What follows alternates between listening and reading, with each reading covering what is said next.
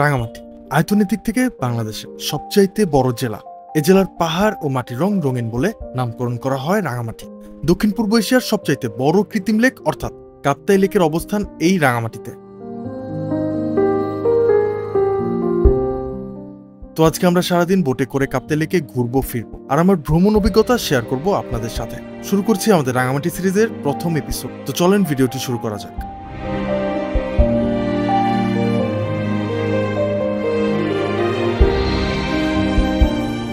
শুভ সকাল।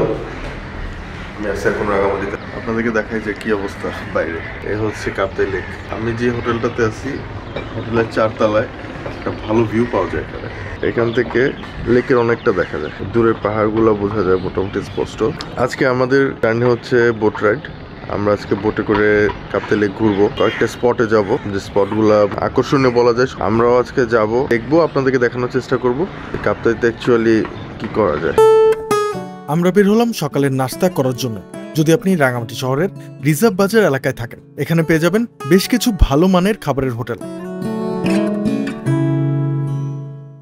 শোভন, তুমি কিরকম এক্সাইটেড? অনেক এক্সাইটেড। রাঙামাটি শহরটা হচ্ছে নীরব একটা শহর, সব জায়গায় সিরিয়াস কথা। শোভন মানে সিরিয়াস ব্যাপার স্যাপার, খুবই নীরব একটা শহর। হ্যাঁ, আর কি এরপর আর কিছু না। আচ্ছা, ঠিক আছে।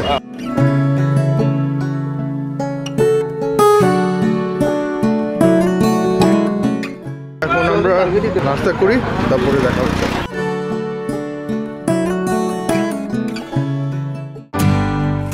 কাপ্তাই লেকে সারাদিন নৌকায় করে ঘুরে বেড়াতে চাইলে সবার আগে আপনাকে একটা নৌকা ভাড়া করতে হবে। শহরের রিজার্ভ বাজার ঘাট থেকে আপনি বিভিন্ন সাইজের নৌকা ভাড়া করতে পারেন। নৌকার ধরন অনুযায়ী ভাড়া নির্ধারণ করা হয়ে থাকে। ছোট, বড়, মাঝারি সব সাইজের নৌকা পেয়ে যাবেন 1000 থেকে 2500 টাকার মধ্যে। তবে দামাদামি করতে কিন্তু ভুলবেন না। আজ সারাদিন আমরা যে নৌকা নিয়ে ঘুরবো সেই নৌকা মামার নাম্বার আমার ভিডিও ডেসক্রিপশন বক্সে দিয়ে রাখবো, চাইলে আপনারা তার সাথে যোগাযোগ করে আসতে পারেন। আমাদের নৌকা যাত্রা শুরু করলো, আমরা রওনা দিচ্ছি। এই মুহূর্তে আমাদের নৌকা ছেড়ে দিচ্ছে, ইঞ্জিন স্টার্ট হয় নাই। আমরা ঠিক এইদিকে যাব।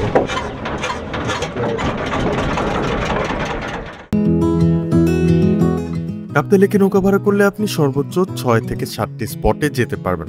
স্পটগুলো হচ্ছে শুভলং ঝর্ণা, চুম পাহাড়, পলওয়েল পার্ক, চাকমা আদিবাসী গ্রাম, বৌদ্ধ মন্দির আর ঝুলন্ত ব্রিজ। যদিও নৌকার মাঝি বা মামা আপনাকে যে কার্ডটি দিবে সেখানে 8 থেকে 10টি স্পটের নাম লেখা থাকবে। তবে মজার বিষয় হচ্ছে এই লিস্টের ভিতর আপনি 2-1টি রেস্টুরেন্টের নামও দেখতে পারবেন। হ্যাঁ, আপনি যদি সবগুলো স্পটে বেশি সময় নিয়ে ঘুরতে চান, তাহলে আপনাকে অবশ্যই সকাল সকাল নৌকা নিয়ে বের হয়ে যেতে হবে। সবচেয়ে ভালো হয় যদি সকাল 10টার মধ্যে বের হয়ে যেতে পারেন, তাহলে সবগুলো স্পট ধীরে সুস্থে কভার করতে পারবেন।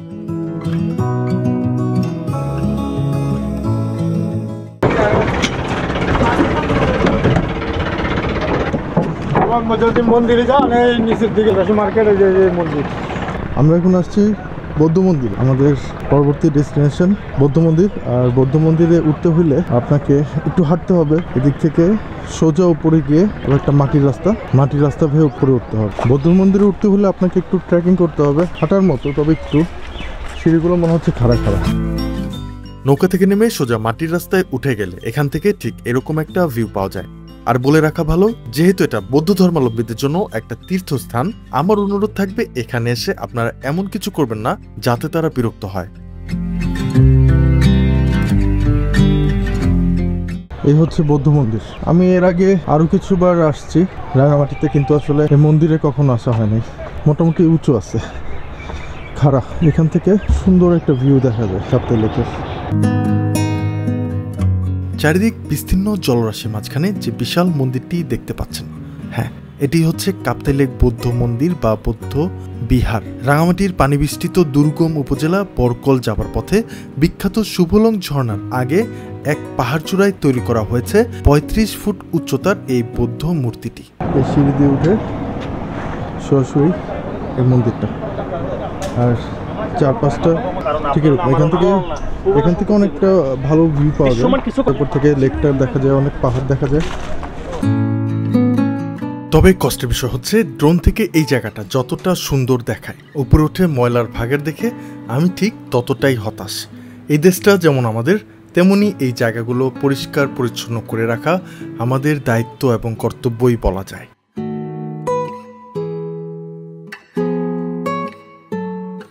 পুরো জায়গাটা ডাস্টবিন করে রাখছি আমরা।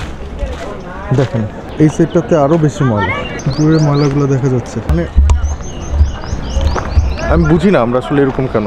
আমরা আসলে যেখানে যাই সব কিছু ময়লা আবর্জনা করে রাখি কেন? আমাদের উচিত যে জায়গাগুলোকে পরিষ্কার পরিচ্ছন্ন রাখা, সেটা হোক কোনো ধর্মীয় উপাসনালয়, সেটা হোক যে কোনো জায়গা, দেশটাকে সুন্দর করে রাখা উচিত আমাদের। এই যে দেখেন কি অবস্থা, এত সুন্দর ভিউ চারিদিকে, আর একটু সামনে নিচে তাকালেই এই অবস্থা। আমাদের পরবর্তী গন্তব্য চাকমা আদিবাসী গ্রাম। এই গ্রামে আপনি যাদেরকে দেখতে পারবেন তারা সবাই চাকমা সম্প্রদায়ের লোক। 3 পার্বত্য জেলাতেই চাকমাদের বসবাস রয়েছে, তবে রাঙ্গামাটি ও খাগড়াছড়ি জেলায় সবচাইতে অধিক চাকমা বসবাস করে। এই যে খাড়া সিঁড়ি দেখতে পাচ্ছেন, হ্যাঁ, এটাই হচ্ছে আদিবাসী গ্রামে ওঠার সিঁড়ি বা রাস্তা। এই সিঁড়ি বেয়ে সোজা উপরে উঠে গেলে দেখা পাবেন আদিবাসী গ্রামের দোকানগুলোতে তাদের নিজ হাতে বানানো জামা কাপড়, বিছানার চাদর, গায়ে দেওয়ার শাল থেকে শুরু করে আর অনেক কিছু পেয়ে যাবেন।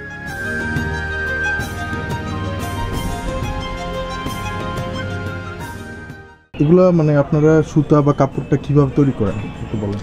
এটা হচ্ছে আপনার সুতাটা তো বাইরের থেকে আসে এমনি, তারপরে ওইখান থেকে সুতা নিয়ে এসে ওইখানে কিন্তু সুতাগুলো রং করা থাকে এমনি, ওইখান থেকে এসে আমরা মার্ক করি, মার্ক করার পরে শুকাই রোদে, তারপরে আস্তে আস্তে কাজ হয় আর কি। ওই জায়গায় বানানোর কাপড়গুলো একটা বানাতে গেলে একবারে মিনিমাম না হলে 4-5 দিন সময় লাগে। আমরা তো মনে করেন যে 10 টাকা লাভ পেলেও আমরা খুশি, 20 টাকা লাভ পেলেও খুশি, আর অতিরিক্ত লাভ কিন্তু হয় না।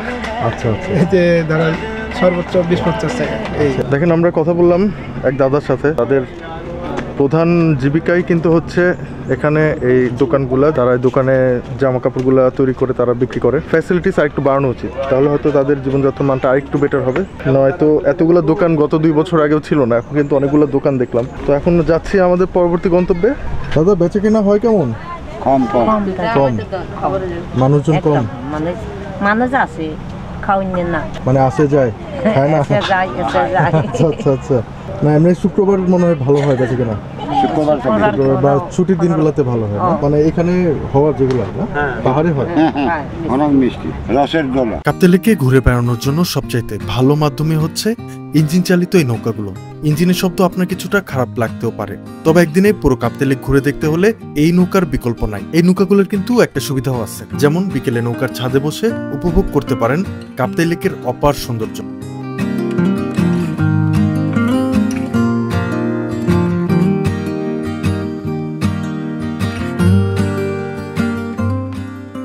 আমরা যাত্রা করলাম বরকল জুমঘর পাহাড়ের দিকে। বৌদ্ধ মন্দির থেকে জুমঘর পাহাড় যেতে সময় লাগে প্রায় 15 থেকে 20 মিনিট। যাত্রাপথে আপনার চোখে পড়বে কাপ্তাই লেকের দুপাশের ঘন জঙ্গল, আর সেই সাথে বিভিন্ন ধরনের নৌকা।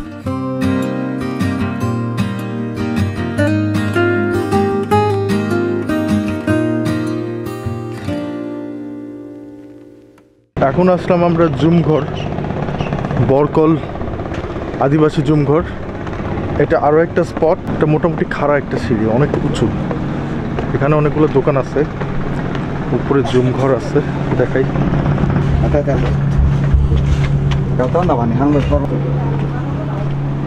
দাদা উপরে যায় কোন দিক দিয়ে? এদিক দিয়ে?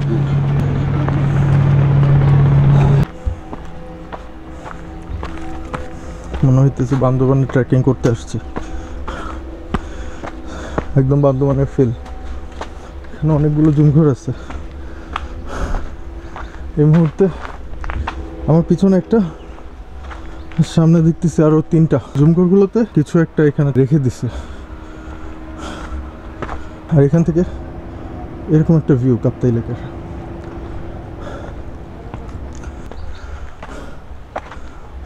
সবগুলা জুমঘরই সেম, একরকম, আলাদা সেরকম কোনো বিশেষত্ব নাই। এই হচ্ছে জুমঘর, বসে একটু জিরাচ্ছি। মোটামুটি খাড়া একটা পাহাড় বেয়ে উপরে উঠছি। আপনারা চাইলে এভাবে এসে এরকম এখানে একটু রেস্ট করতে পারেন। কষ্ট করে উপরে ওঠার পরে এই জুমঘরে বসে বাতাস খাবেন, কাপ্তাই লেকের ভিউ দেখবেন, আবার এই সাইডে বান্দরবানের ফিল নেবেন। মানে এখান থেকে 3 রকমের মজা নিতে পারবেন। আর এই হচ্ছে সেই মেন পয়েন্ট, এই হচ্ছে লাভ পয়েন্ট, আর এই চূড়া থেকে কাপ্তাই লেকের ভিউ। আমরা যাচ্ছি সুবলং ঝর্ণার দিকে। বরকল জুমঘর থেকে সুবলং ঝর্ণা যাবার পথে আপনার মনে হতে পারে আপনি হয়তো থাইল্যান্ড কিংবা ইন্দোনেশিয়া চলে এসেছেন। দুপাশে পাহাড়ের মাঝখান দিয়ে যখন সামনে এগোতে থাকবেন, হ্যাঁ, আপনার তাই মনে হতে পারে। এটি আমাদের জন্মভূমি, প্রাণের প্রিয় বাংলাদেশ। আমার আফসোস হয় যদি সঠিক ব্যবস্থাপনা থাকতো, এই রাঙামাটি কাপ্তাই লেক দেখার জন্য সারা পৃথিবী থেকে ছুটে আসতো হাজার হাজার পর্যটক। কিন্তু আফসোসের ব্যাপার, আমরা এটা এখনো করতে পারি নাই।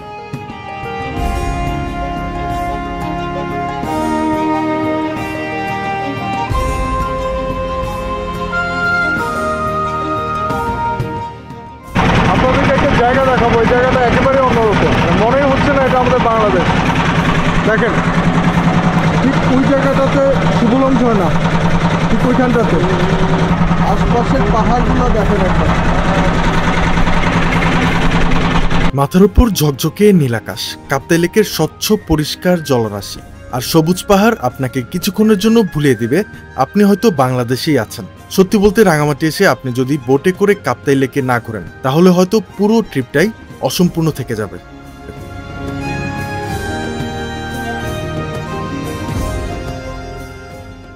আমরা এখন চলে আসছি সুবলং ঝর্ণাতে। ওই যে দেখা যায় ওইটাই সুবলং ঝর্ণা। পানি নাই, যেহেতু এখন বর্ষা না, তো পানি থাকার কথাও না, কিন্তু পরিবেশটা মারাত্মক, একদম মন ভালো করার মতো।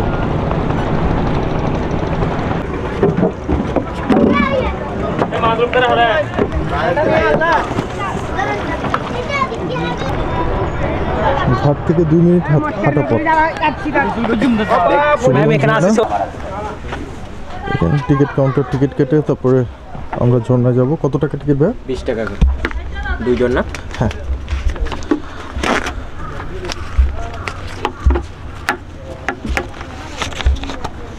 $20 করে টিকিট পার পারসন, 20 টাকা। দুইজন যেহেতু আমরা 2টা টিকিট কাটছি 40 টাকা দিয়ে। এই হচ্ছে সেই সুবলং ঝর্ণা, মাটির রাস্তা। রাস্তা বেয়ে উপরে উঠবেন, নিচে নামবেন। আমার ঠিক পিছনে হচ্ছে সুবলং ঝর্ণা। যদিও পানি নাই, তবুও ভালো লাগতেছে। প্রকৃতি সবসময় সুন্দর, ঝর্ণাতে পানি থাকুক আর না থাকুক, তবে থাকলে একটু বেশি সুন্দর লাগতো। আমার আসলে খুব জানার ইচ্ছা যে এই পানিটা কোন দিক থেকে আসছে। মোটামুটি অনেক উপরে আছে, পাহাড়টা মোটামুটি ভালো উঁচু, আর ঝর্ণাটাও অনেক বড়। আমার জানার মতে এটাই হচ্ছে রাঙামাটির সবচেয়ে পরিচিত ঝর্ণা এবং বড় ঝর্ণাগুলোর মধ্যে একটা। সুবলং ঝর্ণা দেখতে এসে পানির দেখা না পেয়ে কিছুটা খারাপ লাগা কাজ করবে। আর যেহেতু এখন বর্ষা সিজন না, সেহেতু সেরকম পানি চিন্তা করাটাও কিন্তু বোকামি। যদিও আমি জানতাম এই সময়টাতে ঝর্ণায় খুব একটা পানি পাওয়া যায় না, তবুও একটু আশায় ছিলাম আর কি। তবে বর্ষা সিজনে এসে আপনাদেরকে এই সুবলং ঝর্ণার আসল সৌন্দর্যটা দেখানোর ইচ্ছেটা আজকে রেখে গেলাম।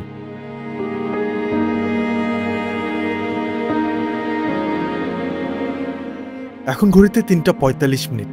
এখন আমরা লাঞ্চ করতে পারি নাই। আর দেরি না করে আমরা এখন রওনা হইতেছি চাংপাং রেস্টুরেন্টের উদ্দেশ্যে। আপনারা যখন আসবেন অবশ্যই নৌকার মাঝিকে আগে থেকেই বলে রাখবেন যে রেস্টুরেন্টে খাবেন সেখানে অর্ডারটা যেন আগে থেকেই করে দেয়। মনে রাখবেন, আগে থেকে রেস্টুরেন্টে অর্ডার না করে গেলে খাবার কিন্তু নাও পেতে পারেন।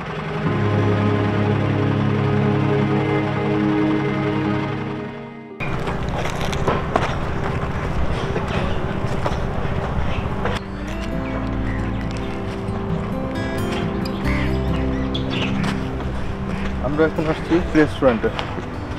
এখানে দুপুরে খাবারটা খাবো, তারপর একটু রেস্ট করব, কারণ সকাল থেকে দৌড়াদৌড়ি দৌড়ের উপর আছে। এখানে আমি আরও 2 বছর আগে খাইছিলাম এই রেস্টুরেন্টটাতে, খাবার ভালো ছিল, যার কারণে আবার আসলাম।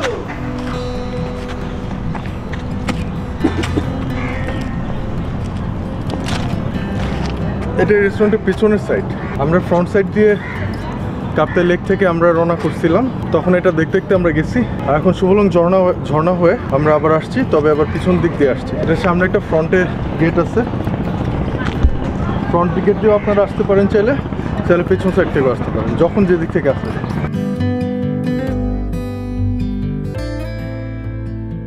আমরা আসলে দেরি করে আসছে, যার কারণে খাবার মেনুতে সব খাবার নাই।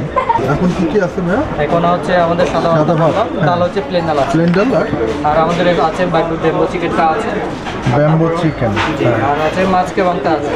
আচ্ছা না, আমাদের ব্যাম্বো চিকেন দেন, আর হচ্ছে আপনারা শুধু দুইজন? হ্যাঁ, দুজনের ব্যাম্বো চিকেন। আপনাদের ওয়ান স্পুন নিতে হবে দুজনে। হ্যাঁ, সাদা ভাত, ব্যাম্বো চিকেন, প্লেন ডাল। জি, আর মাছ কেবাংটা নেবেন খোলা ভাতের মোড়ানো রান্না ভর্তার মধ্যে নেবেন। ভর্তা কি ভর্তা? আমাদের আদা ফুল দিয়ে মাছ ভর্তা আছে, রুই মাছের ভর্তা। হ্যাঁ, ওটা দেন। দুপুরবেলা আসছি খাওয়ার জন্য, কিন্তু এখানে এসে দেখতেছি যে আমাদের প্রি অর্ডার করা হয় নাই, যার কারণে খাবার মানে সব আইটেম নাই। যেগুলো আছে এগুলোর মধ্যে আমরা 3-4টা আইটেম নিয়ে নিছি।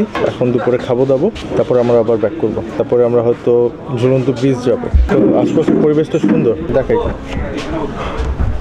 এখান থেকে কাপ্তাই লেকটা দেখা যায় সুন্দর আরাম করে, যেখানে আমাদের খাওয়া দাওয়া। এখানে হচ্ছে লেক, খাওয়া দাওয়া করি, খাওয়ার পরে আবার কথা হচ্ছে।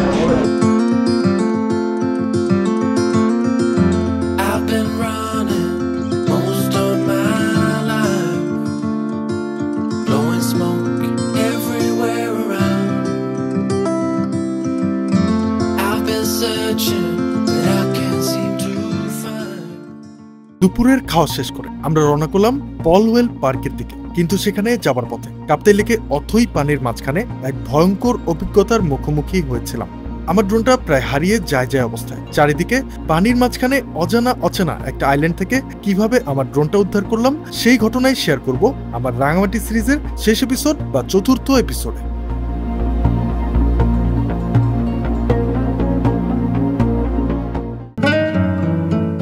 কাপ্তাই লেকের বিকেল বেলার সৌন্দর্য এতটাই মুগ্ধতায় ভরা, যেটা আসলে বলার মতো না। সূর্যাস্তের সময় সূর্যের রং আর আকাশের রং চারিদিকে মিলেমিশে একাকার।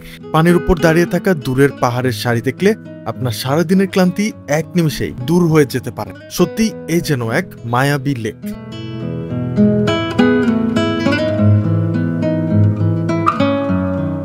আপনি শীত, বর্ষা কিংবা গ্রীষ্মে যে কোনো মৌসুমে প্রকৃতির এই অপরূপ সৌন্দর্যে ঘেরা কাপ্তাই লেক ভ্রমণে আসতে পারেন। ঢাকার ফকিরাপুল, সায়েদাবাদ, আরামবাগ থেকে নন এসি বাস ভাড়া পড়বে 850 টাকা, আর 1200 থেকে 1800 টাকার মধ্যে রাঙামাটি আসার জন্য আপনারা এসি বাস পেয়ে যাবেন। এদিকে কাপ্তাই লেকে সন্ধ্যা নামতে লাগলো। ড্রোন হারাতে হারাতে খুঁজে পাওয়ার প্যানিক নিয়ে আমরা রওনা হলাম ঝুলন্ত ব্রিজের দিকে। আমরা চলে আসছি ঝুলন্ত ব্রিজ। ওই যে দূরের ব্রিজটি দেখা যাচ্ছে, এটি হচ্ছে রাঙামাটির সে বিখ্যাত ঝুলন্ত ব্রিজ। 1986 সালে তৈরি করা এই ব্রিজটি রাঙামাটি শহরের প্রধান আকর্ষণ। সারাদিন কাপ্তাই লেকে বোটে করে ছোটাছুটির পর আপনার যাত্রা শেষ হবে এই ঝুলন্ত ব্রিজে এসে। আমার ভিডিওটি কেমন লাগলো তা কমেন্ট করে জানান। এরকম ভিডিও আরো পেতে আমার ফেসবুক পেজটি ফলো করবেন, আর আমার ইউটিউব চ্যানেলটি কিন্তু সাবস্ক্রাইব করতে ভুলবেন না। আল্লাহ হাফেজ।